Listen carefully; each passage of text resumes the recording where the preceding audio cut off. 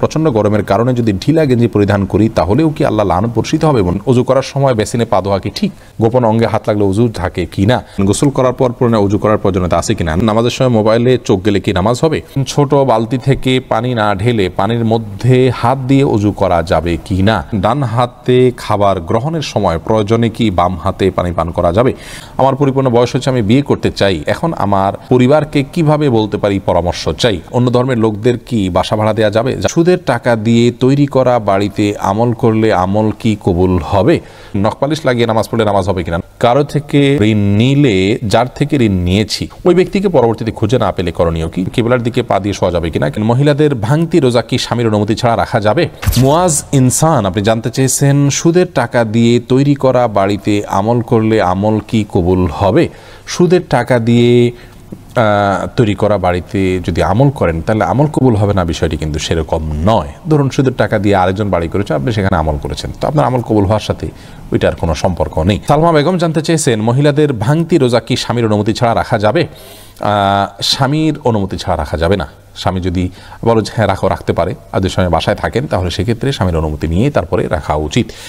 ভাঙতি রোজা যেগুলো, এগুলো তো ফরজ রোজা, কিন্তু ওই দিন রাখাটা তো আপনার জন্য ফরজ নয়, অতএব দিনটা নির্দিষ্ট করার ক্ষেত্রে তার সম্মতি নিয়ে করা উচিত। কারজাই এর দিকে আপনি জানতে চেয়েছেন, কারো থেকে ঋণ নিলে যার থেকে ঋণ নিয়েছি ওই ব্যক্তিকে পরবর্তীতে খুঁজে না পেলে করণীয় কি? যদি কোনোভাবে খুঁজে পাওয়া না যায় এবং আশাও ছেড়ে দেন তাহলে সেক্ষেত্রে সেই ঋণের টাকা আপনি যে কোনো গরিব মানুষকে, অসহায় মানুষকে আপনি দান করে দিবেন বা কল্যাণমূলক খাতে দান করে দিবেন ওই ব্যক্তির তরফ থেকে, প্রাপকের তরফ থেকে, তাহলে আপনি দায়মুক্ত হবেন ইনশাআল্লাহ।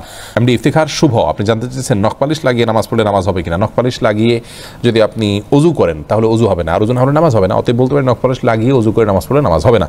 কিন্তু যদি অজু অবস্থায় নখপালিশ লাগিয়ে আপনি নামাজ পড়েন অজু অবস্থায়, তাহলে ওই নামাজটা হবে। পরবর্তীতে আবার যখন নামাজের সময় হবে বা অজু ভাঙবে তখন আপনাকে নখপালিশ রিমুভ করে তারপর অজু করতে হবে, অন্যথায় এটি জায়েজ হবে না।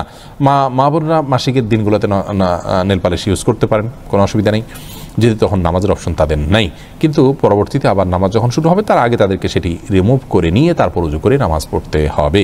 মুসলিউদ্দিন হৃদয় জানতেছেন, পুরুষ ডাক্তার দ্বারা সিজার ডেলিভারি করানো যাবে, জায়েজ কিনা? যদি বিকল্প না থাকে তাহলে জায়েজ আছে, কিন্তু এটি আমাদের দেশের জন্য খুবই লজ্জাজনক একটি অধ্যায়। বাংলাদেশে এখন অহরহ ডেলিভারি করানো হয়, সিজার করানো হয় পুরুষ ডাক্তারের মাধ্যমে। শুধু বাংলাদেশে নয়, সৌদি আরবেও এটি আমি দেখেছি, কাছে থেকে জেনেছি যে পুরুষ ডাক্তাররা এই কাজগুলো করেন। এটি খুবই গর্হিত কাজ, খুবই গর্হিত কাজ। নারী ডাক্তারদেরকে উৎসাহিত করা উচিত এবং নারীদেরকে ডাক্তারি পড়ানো উচিত এবং এই কাজগুলো নারী ডাক্তারদের উপর ছাড়া উচিত। অন্যান্য সেক্টরে অনেক ডাক্তার চলে যাচ্ছেন, নারীরা গাইনিতে না গিয়ে অন্যান্য অনেক ডিপার্টমেন্টে চলে যাচ্ছেন, অথচ গাইনিতে পুরুষরা আসছেন। এটি মুসলিম কান্ট্রি বা মুসলিম সমাজের জন্য লজ্জা ছাড়ার কিছু নয়। একজন রোগী হিসাবে আমরা যদি অনন্য উপায় হই, অন্য কোনো বিকল্প ব্যবস্থা না থাকে, তাহলে আমাদের জন্য এটি জায়েজ রয়েছে।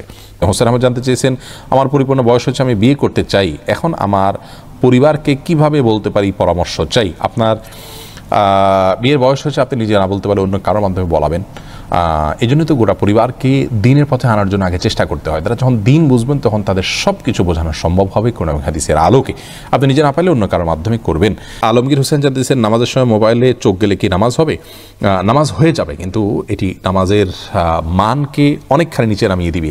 মোবাইল এর দিকে চোখ যাওয়া উচিত নয়, বরং নামাজের সময় সেজদার জায়গায় চোখ থাকা উচিত। নামাজের দিকে অন্যদিকে মন যেতে পারে সেই বিষয়গুলোকে সরিয়ে ফেলা উচিত নামাজের আগেই। মোবাইলকে এমন জায়গায় রাখা উচিত নয়। নবী সাল্লাল্লাহু আলাইহি ওয়াসাল্লামকে একবার একটা কাপড় দেওয়া হলো নামাজ পড়ার জন্য, সেখানে কিছু চিত্র ইত্যাদি অঙ্কন করা ছিল, হয়তো গাছপালার চিত্র বা এরকম হালাল কোনো চিত্র ছিল।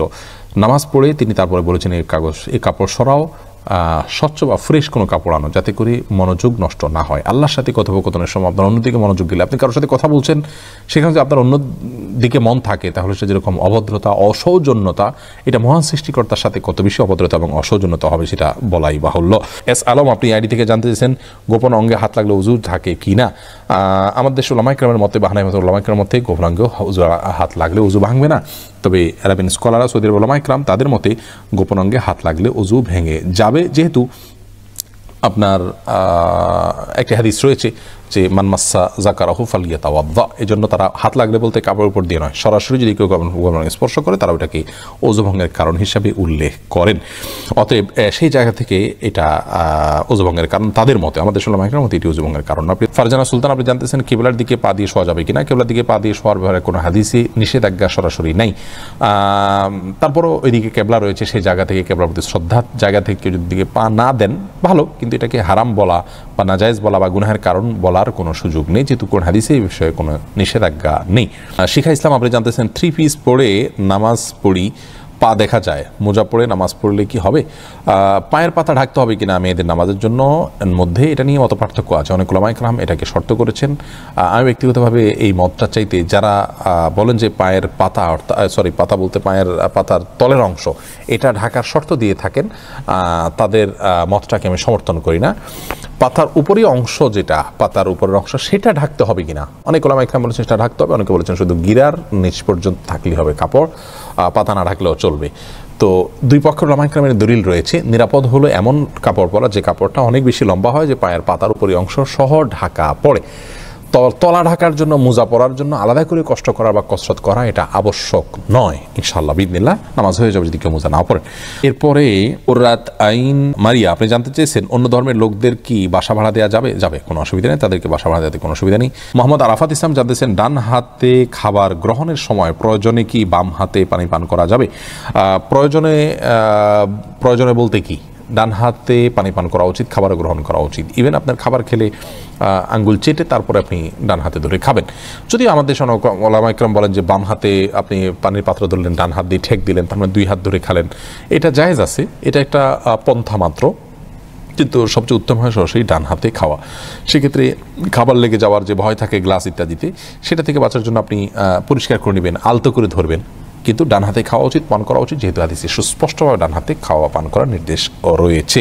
ফারিয়া এনামুল, আপনি জানতে চেয়েছেন ছোট বালতি থেকে পানি না ঢেলে পানির মধ্যে হাত দিয়ে ওযু করা যাবে কি না? যাবে।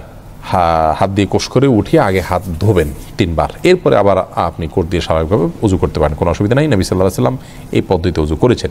হাসিবুল হোসেন জানতে চেয়েছেন গোসল করার পর পুনরায় ওযু করার প্রয়োজনীয়তা আছে কিনা? না, গোসল যদি সুন্নাহসম্মত করে থাকেন আলাদা ওযু করার কোনো প্রয়োজন নাই। 2 হাতের কবজি ধুয়ে, কুলি করে, নাকে পানি দিয়ে, মুখ ধুয়ে, হাত ধুয়ে, মাথা মাসে করে তারপরে গোসল শেষ করে আসলে পা ধুয়ে চলে আসবেন। এভাবে গোসল করলে আপনার আলাদা করে আর গোসল করার কোনো প্রয়োজন নেই। ওযুতে আপনার গোসলের শুরুতে ওযুর নিয়ত হয়ে যাচ্ছে। নিশান, আপনি জানতে চেয়েছেন ওযু করার সময় বেসিনে পা ধোয়া কি ঠিক? নিজের বাসা বাড়িতে অসুবিধা নেই, করতে পারেন, তবে আপনার রিস্ক মুক্ত হওয়াটা আর বিষয়ে মাথা রাখতে হবে। নিজের জন্য রিস্কি হলে সেটা আপনার জন্য করা উচিত হবে না, কারণ নিজেকে বিপদের মুখে ঠেলে দেওয়া ইসলামের শরীয়তে কিন্তু জায়েজ নয়। অনেক সময় এখান থেকে পড়ে বা দুর্ঘটনার শিকার হতে পারে মানুষের। যদি সেরকম না হয়, আপনি আশপাশে কিছু ধরে করতে পারেন, তাহলে এটা জায়েজ আছে, কিন্তু পাবলিক প্লেসে বা বাইরে এরকমটি করা অনুচিত, যেহেতু এটা দৃষ্টিকটু। অন্য ধরনের মানুষরা আছে যারা এই বেসিন ব্যবহার করবে, তারা দেখে হয়তো ইসলাম সম্পর্কে বাজে ধারণা নিবে, বা তাদের হক নষ্ট হতে পারে, বা আশপাশে পানি পড়ে ভিজে যাবে, জায়গাগুলো নষ্ট হবে। সেই জায়গা থেকে পাবলিক প্লেসে এমনটি না করা উচিত, কিন্তু করলে ওযু হয়ে যাবে। ফারজানা রহমান শারমিন জানতে চেয়েছেন প্রচণ্ড গরমের কারণে যদি ঢিলা গেঞ্জি পরিধান করি তাহলেও কি আল্লাহ লানত বর্ষিত হবে? এবং ফারজানা, যদি বাসা বাড়িতে আপনি পড়েন তাহলে তো আল্লাহ লানত বর্ষিত হওয়ার কোনো প্রশ্নই ওঠে না, যদি গায়ে মহারামের সামনে এসে পড়ে না যান আপনি, বা সেটা পরার পর উপর দিয়ে পাতলা ওড়না পরে নেন, যাতে আপনার সৌন্দর্য প্রকাশিত না হয় গায়ে মাহারামদের সাথে। এরকম যদি চলেন তাহলে কোনো অসুবিধা নেই বাসা বাড়িতে। আর বাসা বাড়ির বাইরে যদি আপনি যান তাহলে সেক্ষেত্রে বোরকার নিচে যদি আপনি এ ধরনের পোশাক পরেন কোনো অসুবিধা নেই ইনশাআল্লাহ বিদিনিল্লাহ।